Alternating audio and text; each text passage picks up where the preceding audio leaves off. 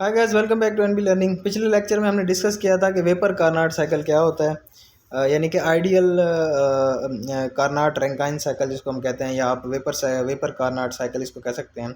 उसकी हमने अब लिमिटेशन देखनी है कि उसकी लिमिटेशन क्या होती हैं। तो लिमिटेशन में इसकी ये है कि जो कार्नाट साइकिल होता है वो जो है एक सिंपल साइकिल है, उसकी एफिशिएंसी जो है वो बहुत ज़्यादा होती है, लेकिन इसको अचीव करना जो है वो पॉसिबल नहीं है। उसकी वजह ये है, सबसे पहली वजह ये है कि हमारा जो 3 to 4 है, अगर आप देखें 3 to 4 में क्या होता है कि हमारा जो स्टीम है वो कंडेंसर में जाती है, और कंडेंसर से जो है वो स्टीम और हमारा जो लिक्विड है उसका मिक्सचर जाएगा कंप्रेसर में। और आपको पता है कि पानी को कंप्रेस करना या स्टीम को कंप्रेस करना एक बहुत ही जो है इम्पॉसिबल काम है, जिसकी वजह से क्या होता है कि हम वेट वेपर्स और पानी के मिक्सचर को आइसेंट्रोपिकली ही हम उसको जो है वो कंप्रेस नहीं कर सकते। जो है हमारे कंप्रेसर हैं उनमें ये सलाहियत नहीं होती कि वो वेट वेपर्स को जो है वो कंप्रेस करके लिक्विड में कन्वर्ट कर दें।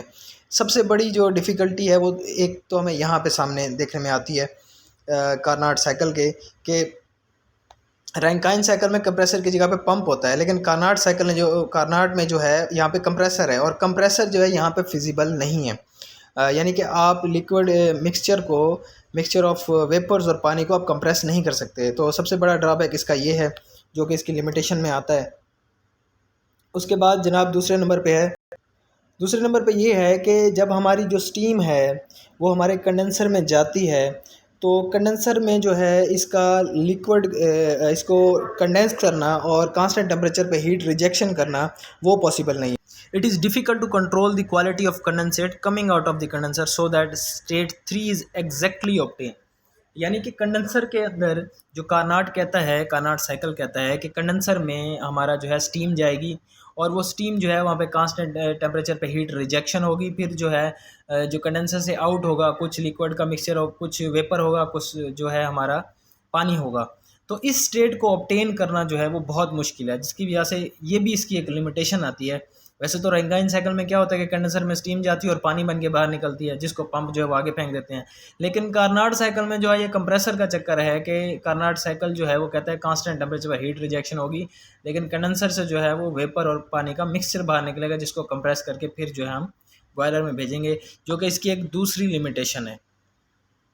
उसके अलावा जो तीसरी है, the efficiency of Carnot cycle is greatly affected by the temperature T1 at which heat is transferred to the working fluid। यानी कि जो कार्नाट साइकिल है उसमें T1 टेम्परेचर, यानी कि वो टेम्परेचर जो हमारे बॉयलर को दिया गया है, यानी कि किसी सॉलिड फ्यूल से दिया गया है या किसी लिक्विड फ्यूल से दिया गया है, तो वो इसमें एक बहुत इंपॉर्टेंट रोल प्ले करता है, और वो भी इसकी एफिशिएंसी को कम करता है।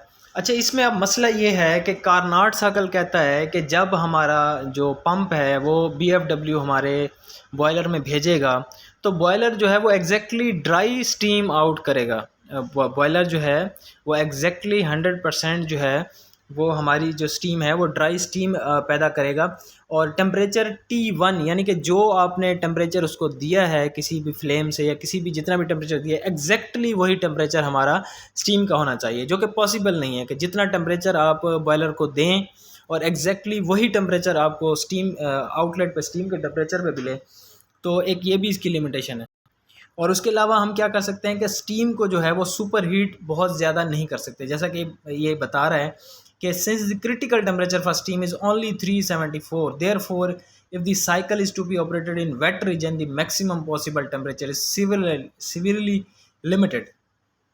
यानी कि अगर आप इसको वेट रीजन में चलाएंगे या वेट स्टीम को यूज़ करेंगे, आप ड्राई स्टीम की तरफ नहीं जाएंगे, तो क्या होगा, उससे आपकी जो एफिशिएंसी है वो कम हो जाएगी। और मैक्सिमम जो है आप इसका बहुत ज़्यादा टेम्परेचर भी नहीं बढ़ा सकते, क्योंकि जो क्रिटिकल टेम्परेचर है वो 374 डिग्री है।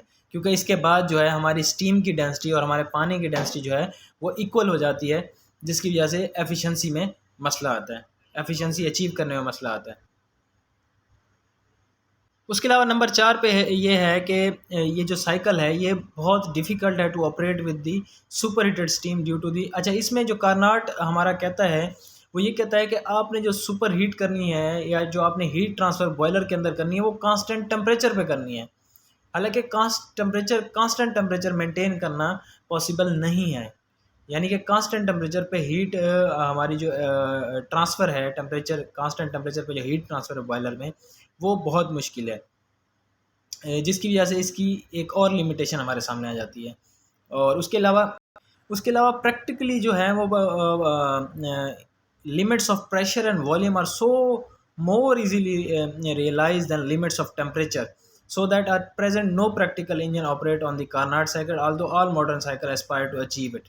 यानी कि जितने भी मॉडर्न साइकिल हैं वो हाई एफिशिएंसी को अचीव करने की कोशिश तो करते हैं, लेकिन यह है कि इसमें जो हमारा मेन फोकस होता है कार्नाट साइकिल में, वो कांस्टेंट टेम्परेचर पे होता है।